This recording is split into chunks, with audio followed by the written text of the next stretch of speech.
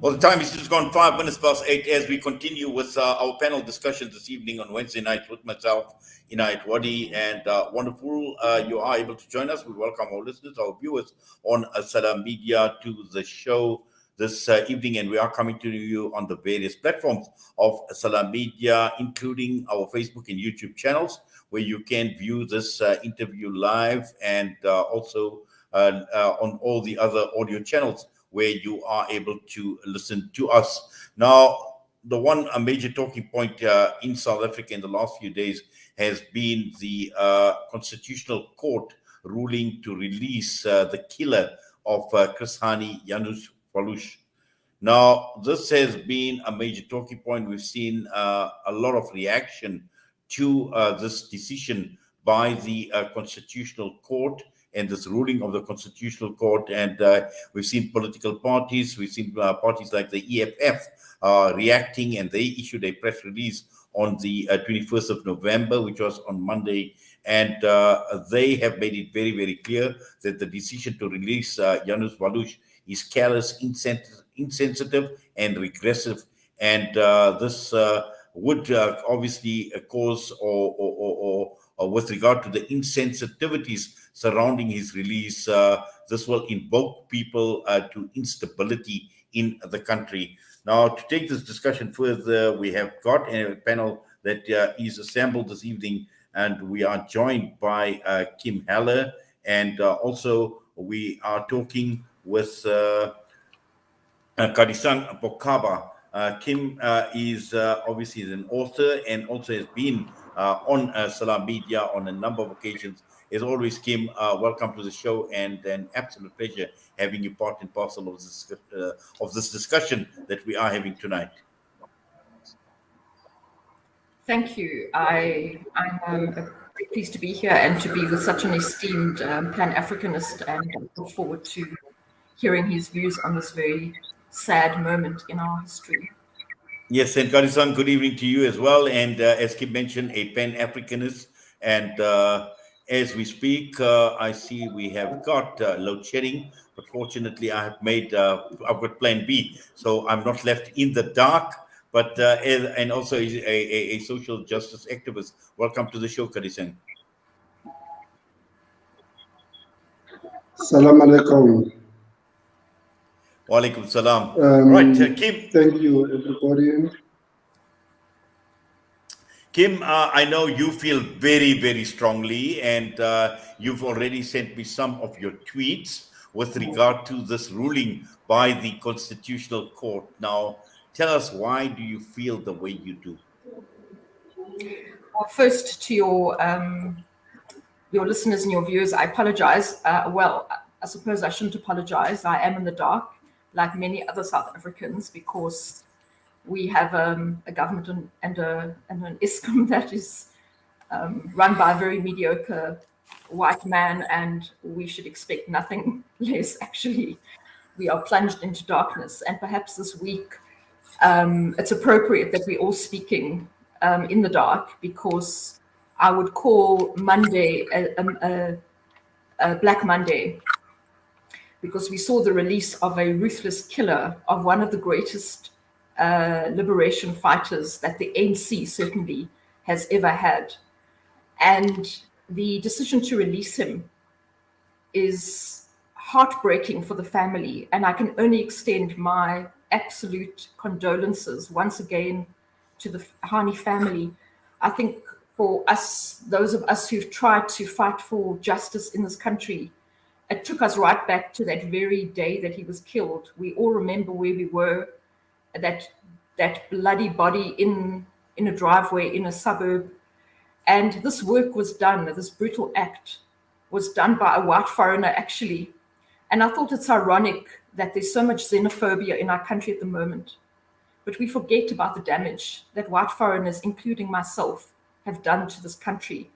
That actually, here we have an example of a man who devastated the lives of a freedom fighter, of his family, and of South Africa, because what we see now is an ANC leadership that has absolutely no principles or revolutionary zeal. But in Chris Hani, we may have had somebody quite different. So we never know what this man robbed us of as a nation and as a democracy. And all I can say is what we saw on Monday was an act of injustice. It's almost like the Biko quote, "Black man, you are on your own." I think this country is very far away from giving justice to the Black man and woman in this country. Thank you for that, Kim. And just to bring Kodisang into the discussion.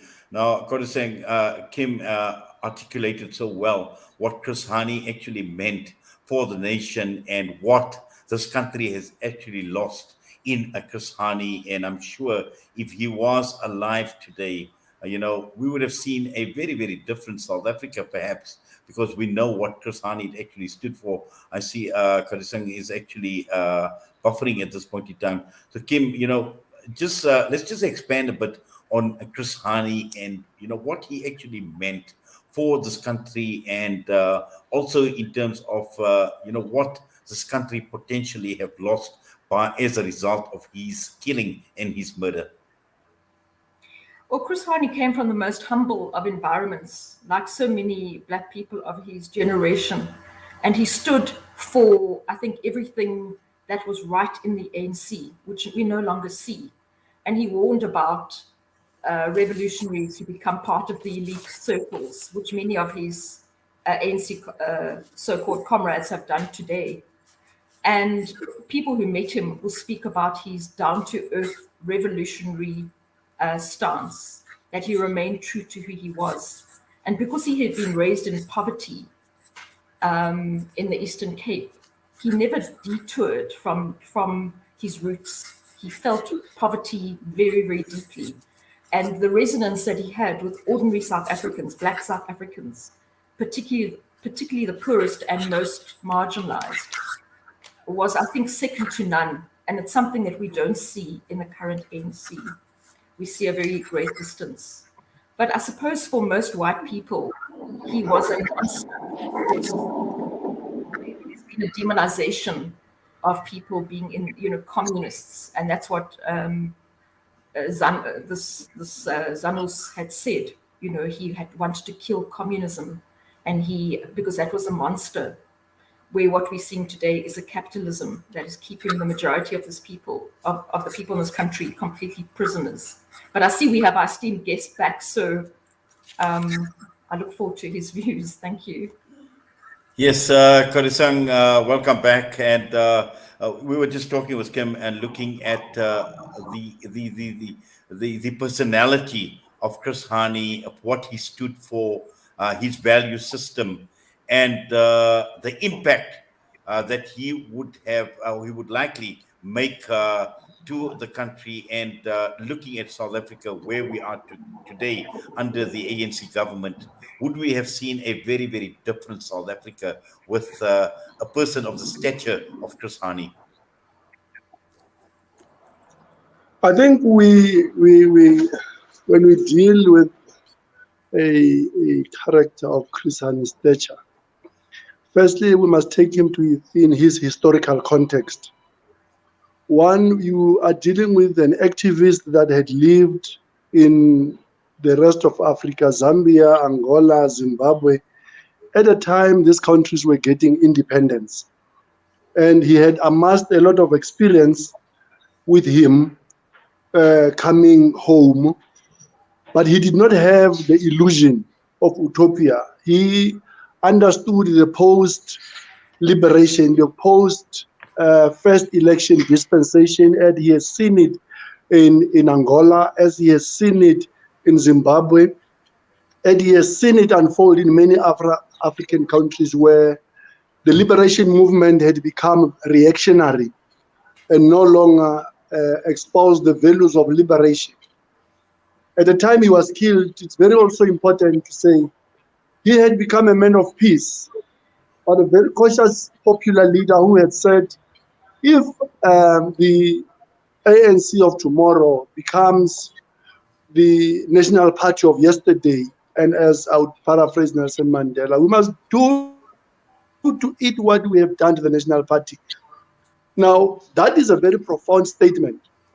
He talks about former revolutionaries driving around in Mercedes-Benz and luxury cars, way beyond before the elections. And it tells you about the foresight. But more than any other thing, he was a man grounded in the struggles of the mine workers, the farm workers, the ordinary people in the villages, and in the urban battles of the East Rand between the IFP and the ANC and the IFP as a fighting force of the apartheid government at the time.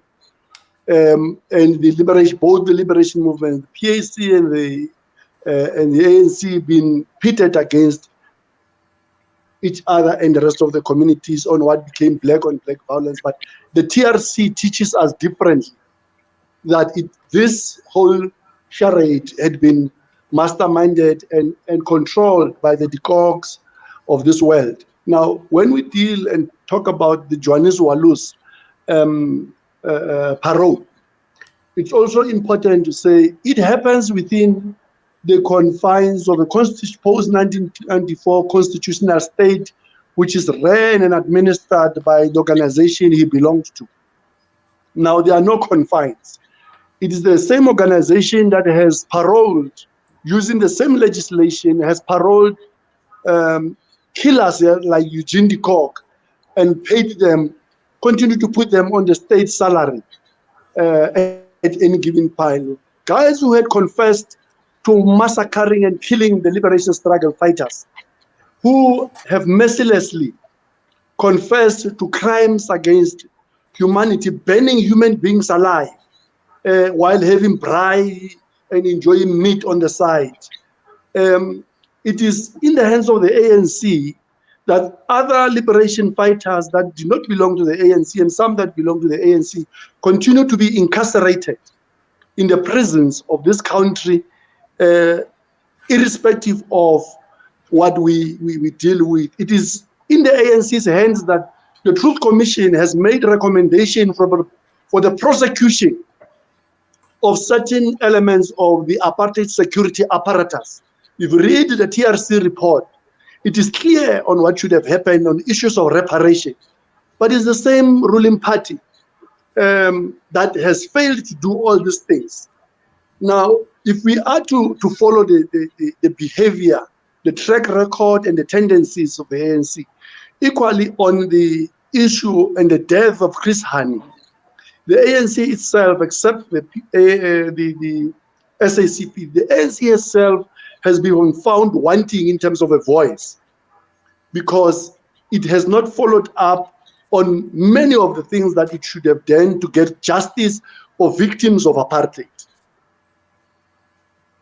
It is, then it's. The death of Chris Hani, a white immigrant, Polish, right-wing fascist. If we are to take that and say, we have prosecuted successfully Janusz Walus. He has served more than 25 years in jail in terms of what legislation requires for life sentence. But we have not prosecuted the murderers of Shoba Shobani in KwaZulu-Natal. Bipatong massacre has happened and gone. The families remain without justice.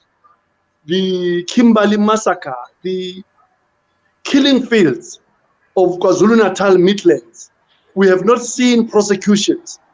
Now, when we get this response on Janusz Walus, we must never lose sight to say, has the ordinary men and women of our country that has fought in the townships, that have fought and been executed like putting dogs to sleep by the apartheid machinery, have they received justice? I am not an advocate of either left or right, but I'm saying when you choose to apply the rule of law, we should not celebrate when it suits us only. We must say the epic court in our land has made a judgment that we do not like, a judgment that we believe is wrong. Is it a political judgment or a legal judgment? Is it that judgment, does it stand the constitutional test for what we call the rule of law?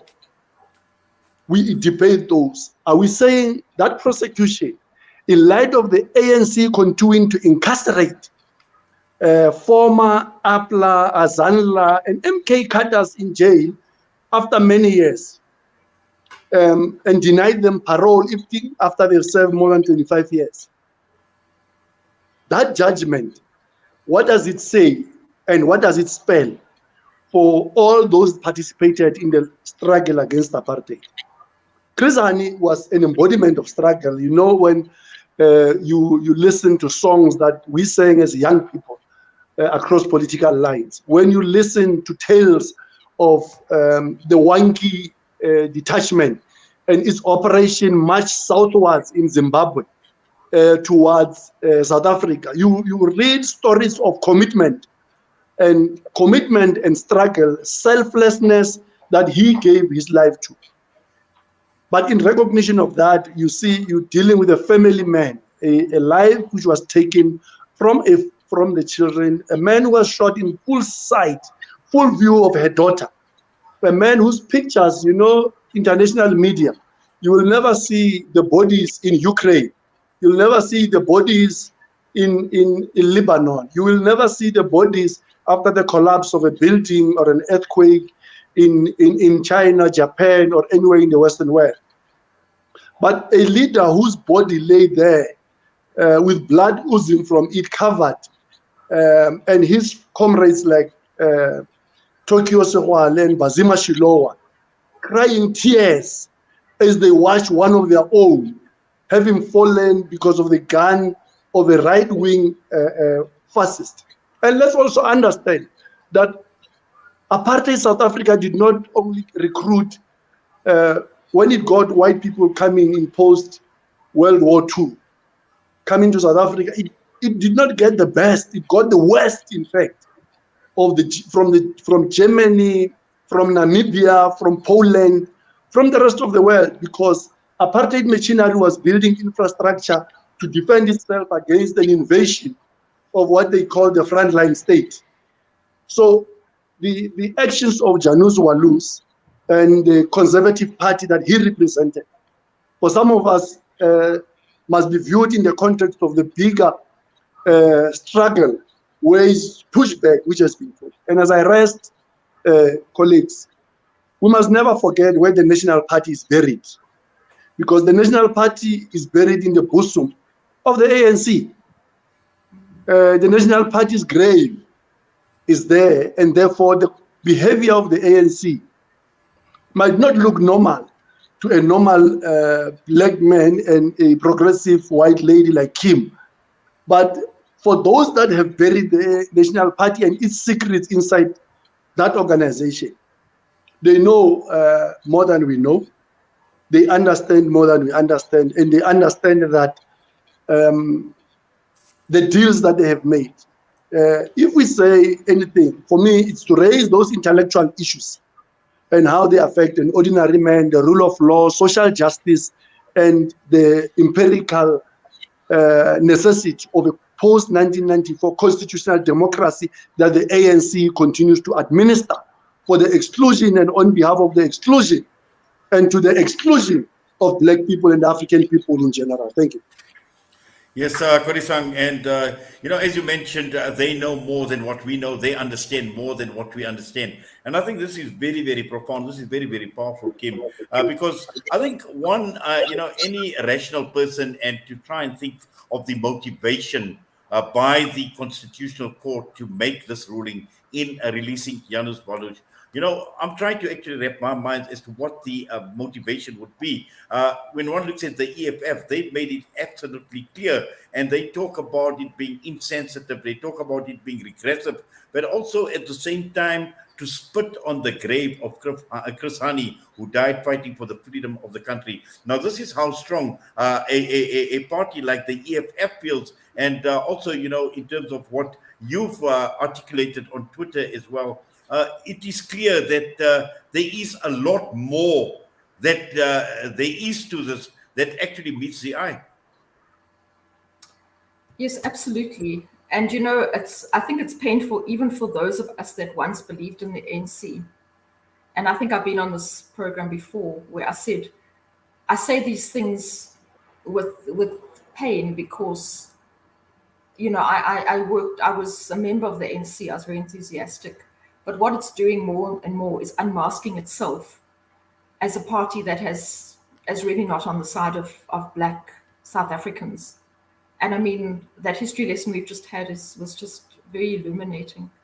But if we are honest with ourselves, we go back to the 1955 Freedom Charter, which actually enslaved Black South Africans in an eternal pact with their oppressor. So when we look at the Constitution, we shouldn't be surprised because it was based on that, a doctrine that was written by white people for the preservation of white supremacy.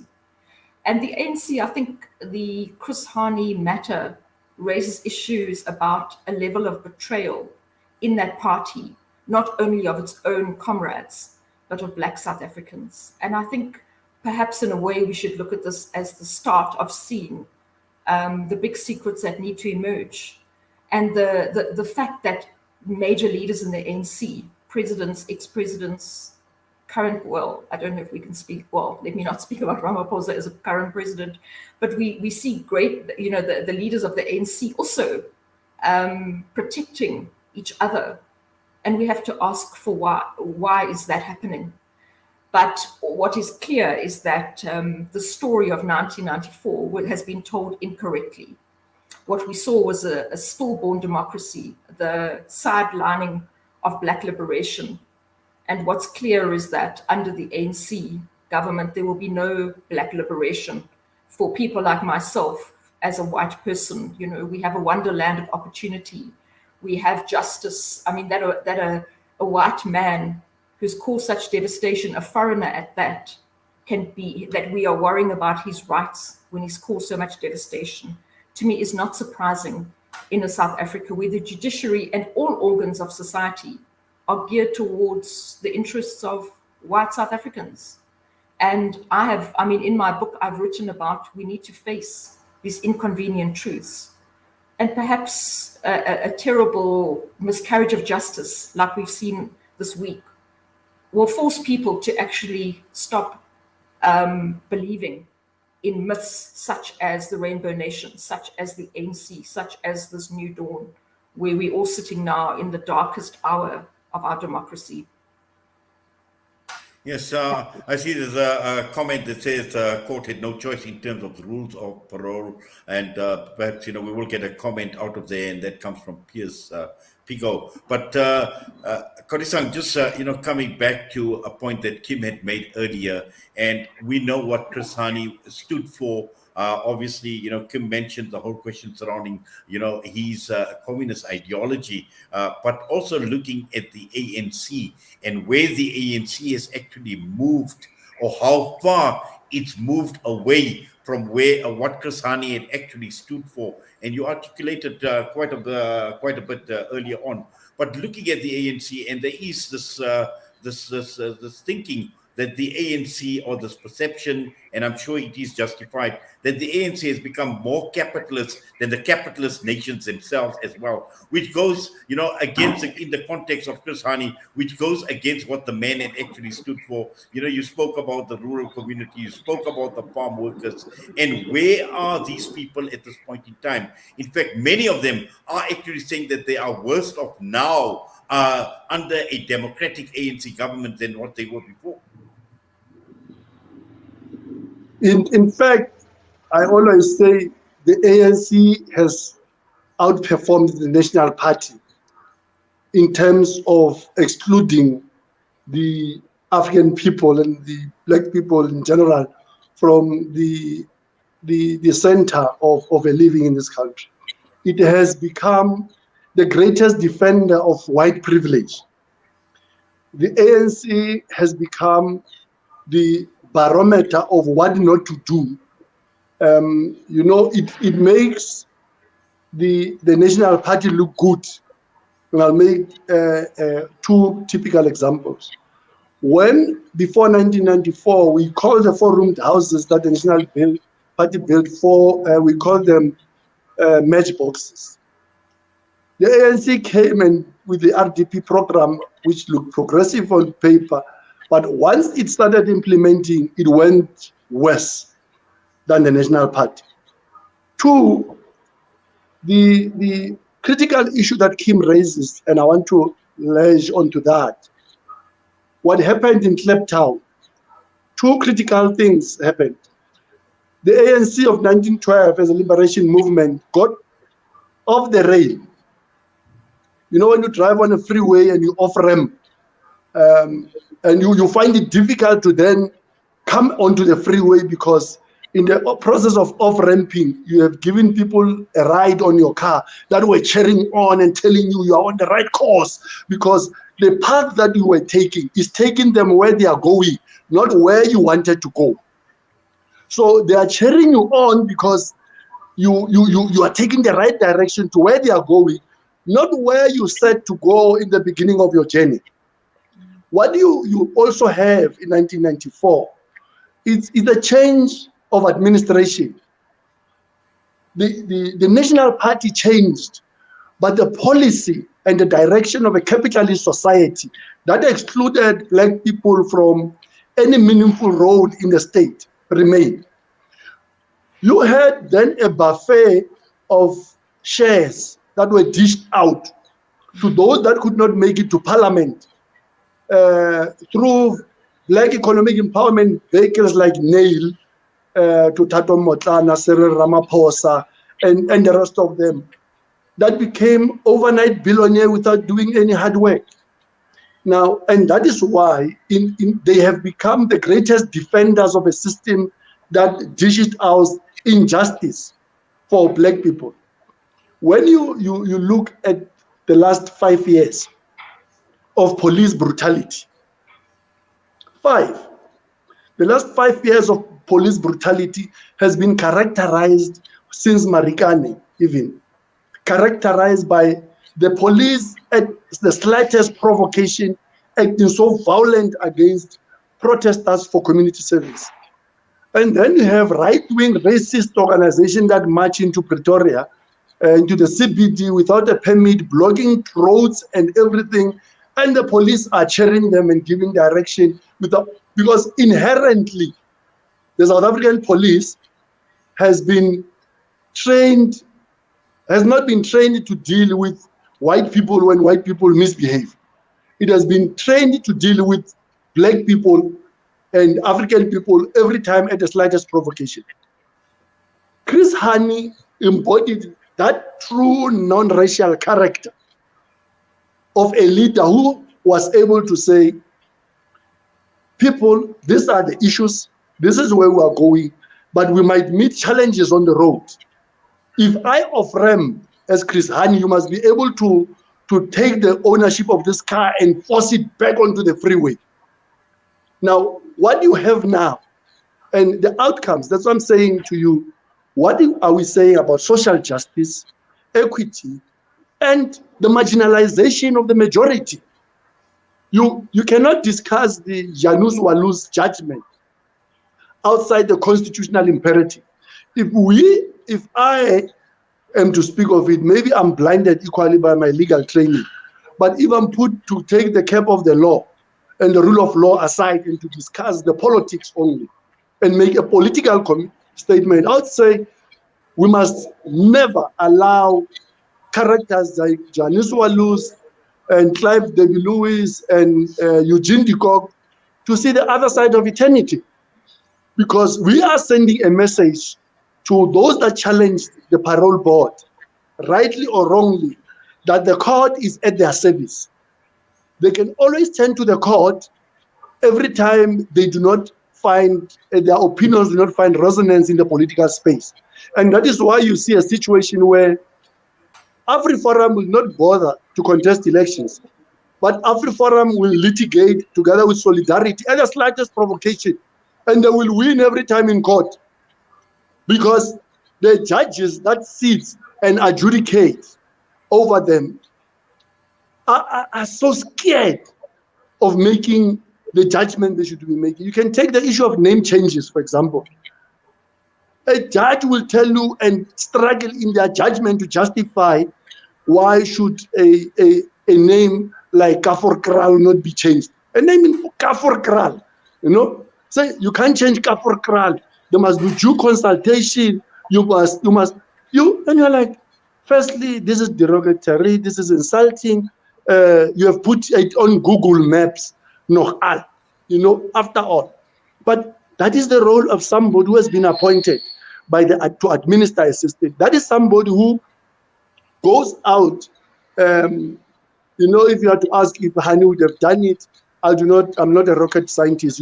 I could not have predicted it. But at a point, he was unskilled.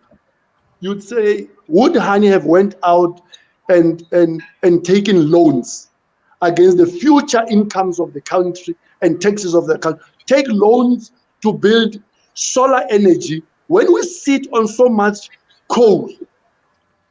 When Russia invades Ukraine, the rest of the people that have been telling us about renewable energy march into this country to import coal. And they go to a summit in Egypt, and you clap your hands when they tell you to give you peanuts to say, no, go and do solar energy. You say, it is that. And there's nothing that comes for free.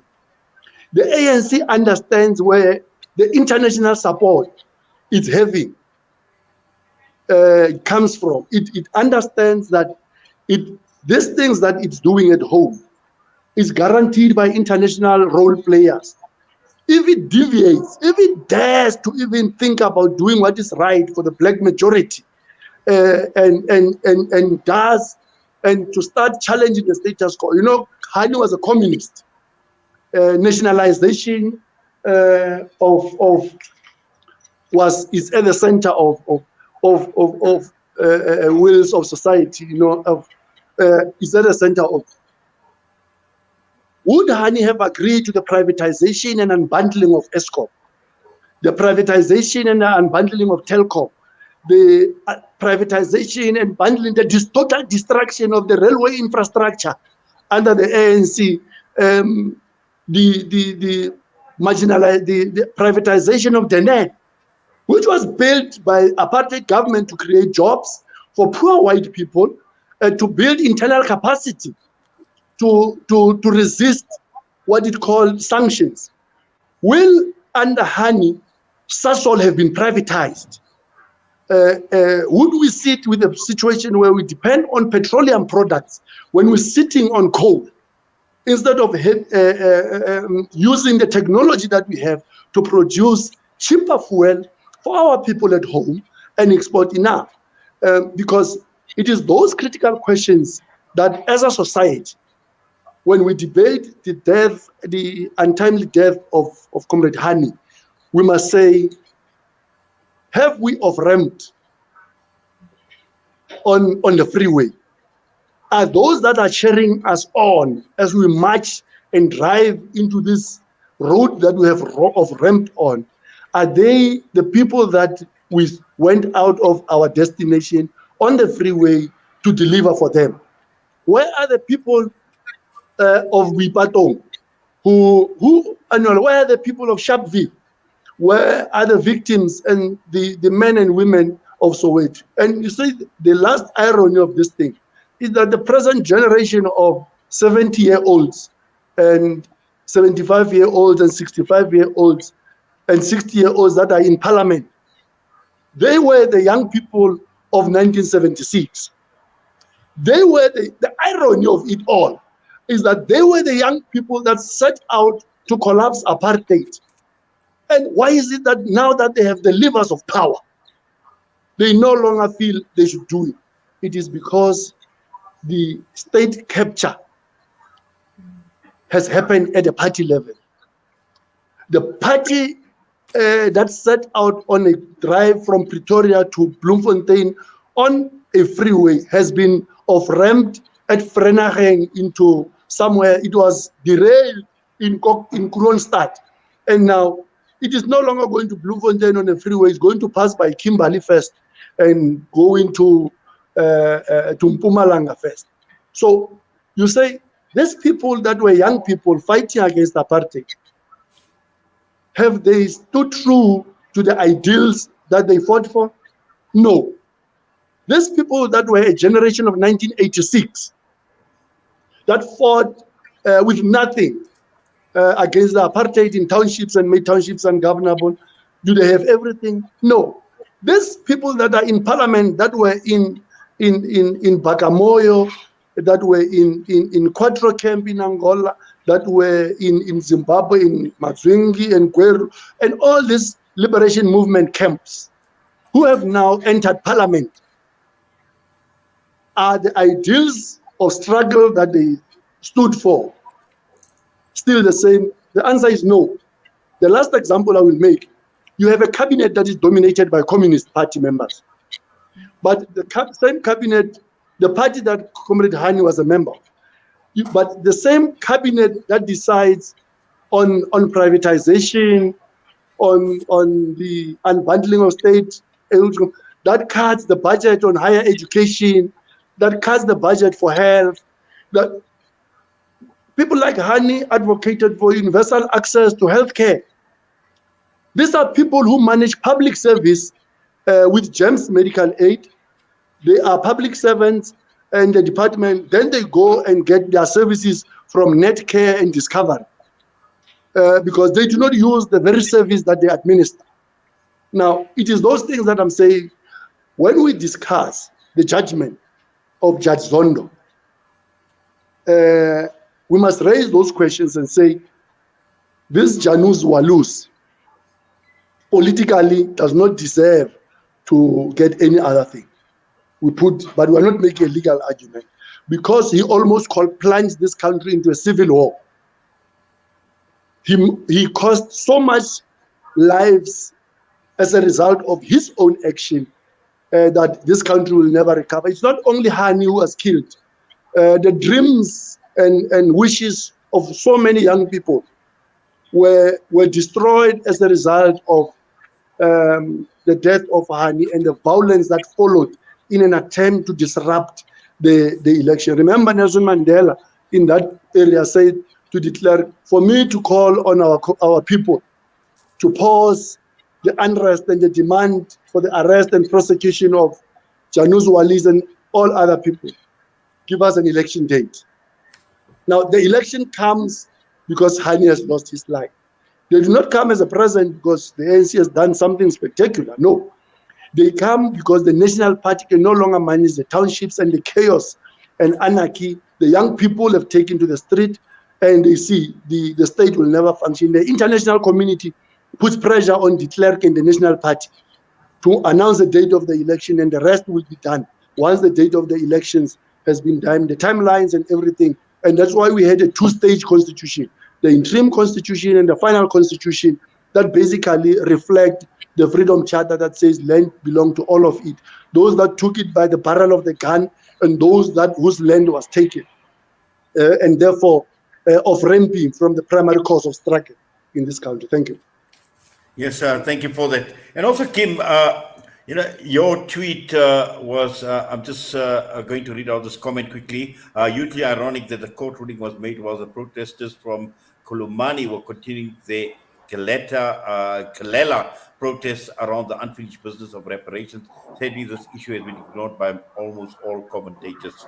But just coming back to your tweet, Kim, where you said Janusz Walus should die in prison for his brutal murder of a beloved liberation leader, Comrade Chris Hani. Now, what is also important to understand is, as Kodisang mentioned, that at that point in time, it had the potential of causing chaos in this country and huge chaos.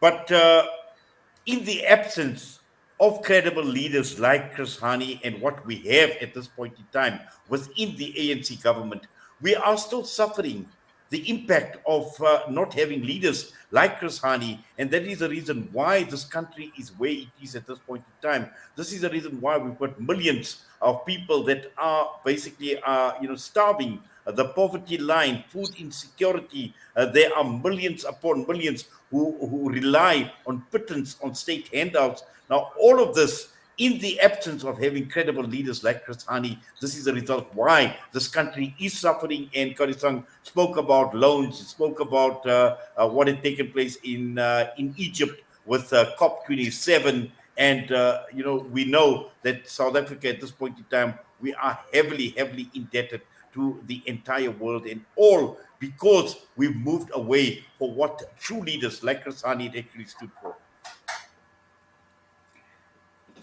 Yeah, I mean, there's so many issues. I think we could spend 24 hours discussing this, if not longer.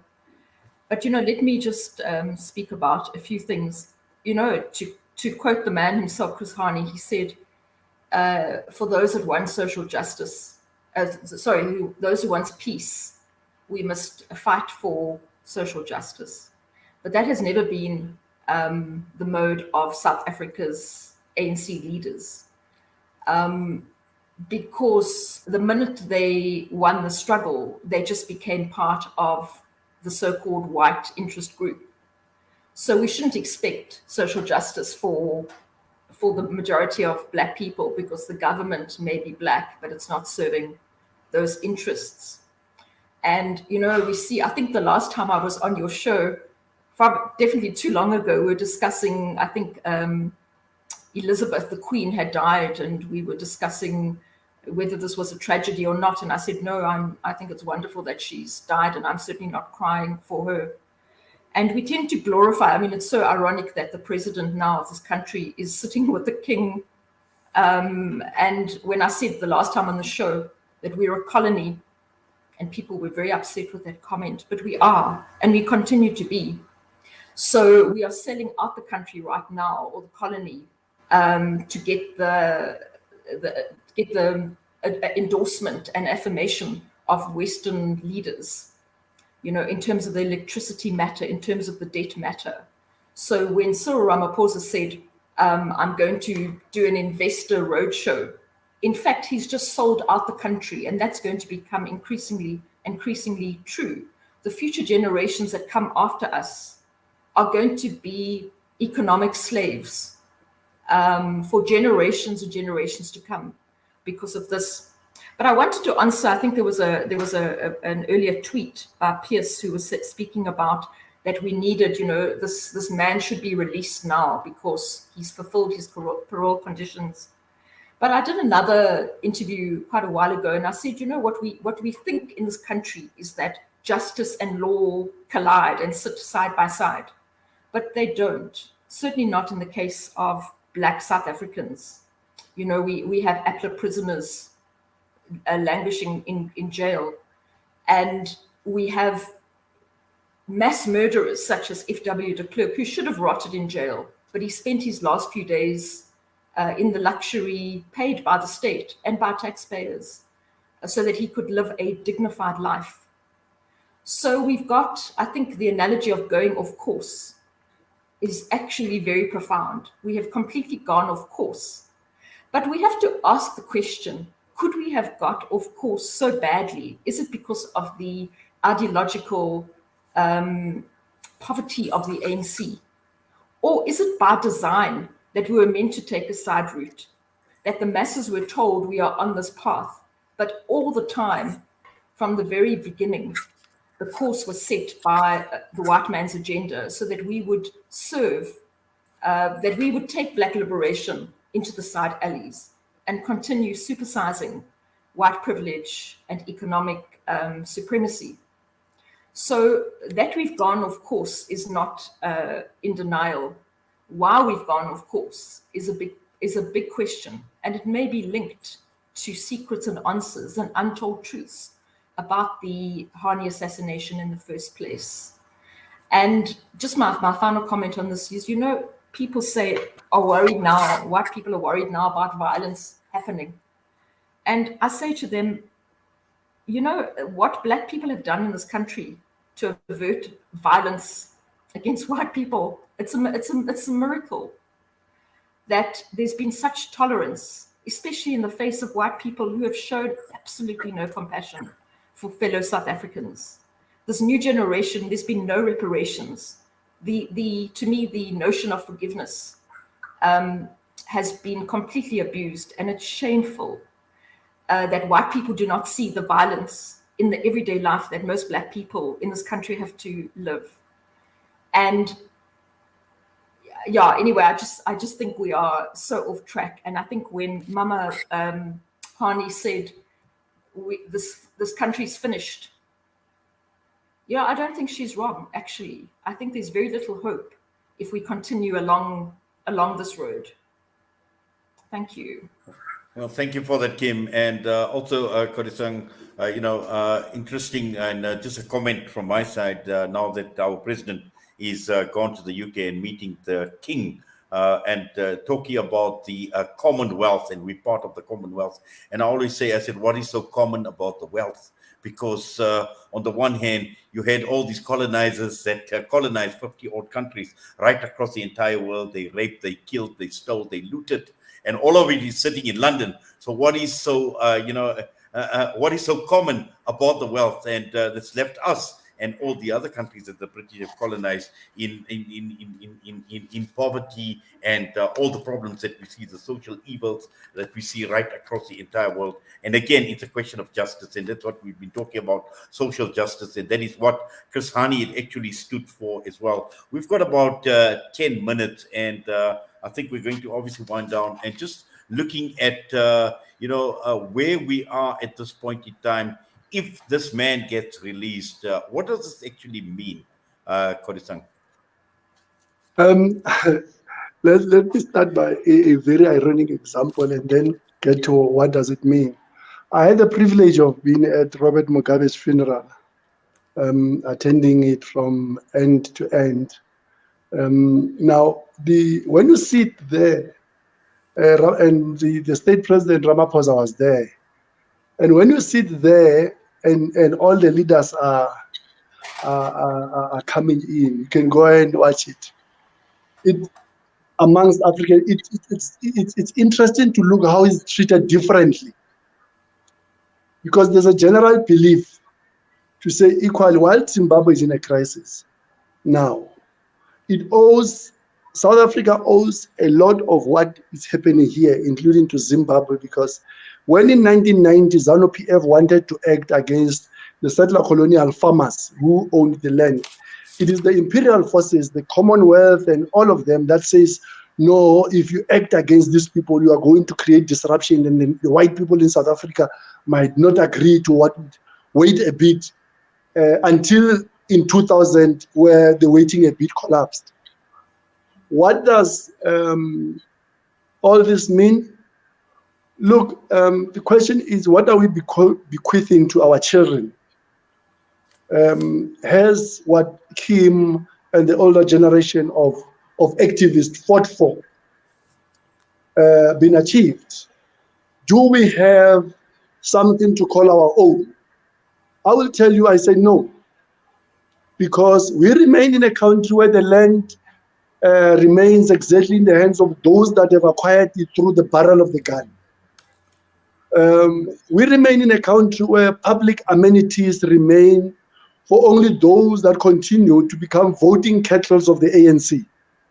We remain in the same place where potholes have become a normality in the township. I recently went to Mafeking. I even said this place should not have a tar road. In fact, it should be just gravel, because they are worse off. We remain at the same place where we were hoping for a dream of a non-racial society where social justice shall not be determined, and justice shall not be determined by the color of your skin and the shape of your ears. It should be determined by the magnitude of your crime, must determine whether you're prosecuted. Now, my submission is that we have not moved an inch. As a celebrity in Africa and a good administrator for the benefit of white privilege, we have become good in it. Have we remained within the Commonwealth as a good example of how black people must behave? We are a perfect example. We are a moral country. That's why nothing can go wrong. We have become the good administrator of a system that dispossesses us and keeps the majority in poverty. The issue of the Queen is very important. The Queen owns the largest tracts of land in South Africa, in Zimbabwe, and in Kenya. the 3 settler colonial states, excluding New Zealand and Australia. Our relationship with the international community is not a relationship of equal partnership.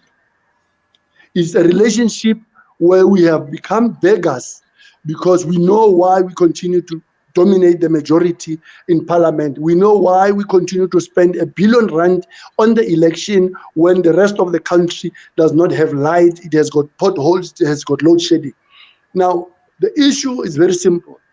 South Africa is worse off today. This country is worse off today because we have reinforced the settler colonial relations with the British government having to debate the killings and every small thing that happens into this country, with the British people having to have a say who becomes the CEO of ESCOM or any other entity, because we have, we have taken so much loans that we can no longer function without them.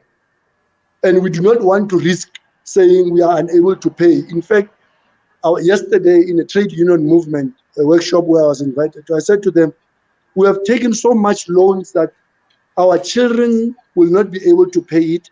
Their children will not be able to pay those loans. And only their children's children may be able to settle those loans because they are so huge.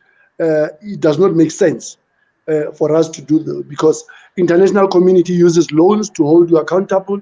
If you don't behave the way they want, they call you up and those loans become due.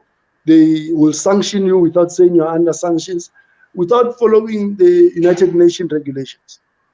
Is this what Chris Hani died for?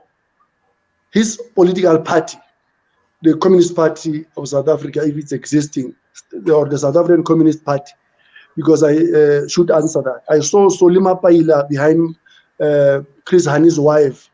They're looking like a lost man because he knows that internally, they have not done enough to find justice for the Hani family and many other victims of the killings of the apartheid machinery. And they have not prosecuted anybody, they have not held anybody accountable. And the National Party remains buried in the belly of the ANC. And that's why I always argue the ANC knows why it is behaving the way it is behaving in an anti-black, in an anti-African majority, in a way where it is concerned about white privilege and not disturbing it in any form. Thank you. Thank you for that, Kodisang. Kim, final thoughts from you, and I think the point that Kodisang makes in terms of the family and the victims who have not received justice. We've just been following recently the case of Imam Abdullah Harun, where after 50 years, now suddenly we see the inquest. We've seen what had happened with the Ahmed Tibor case as well. And these are families, and I'm sure the Hani family feels exactly the same. Just some final thoughts from you, Kim, before we end of the show. Yeah, I'm glad you mentioned that inquest, and I think it's been harrowing, actually. So to those families and the Hani family who have lost their loved ones, I don't know what words to even express. And for those whose bodies have yet to be found, for so many of the 1976 generation where parents don't even know where those bodies are. This country has a legacy of the greatest injustice, and we have yet to remedy that.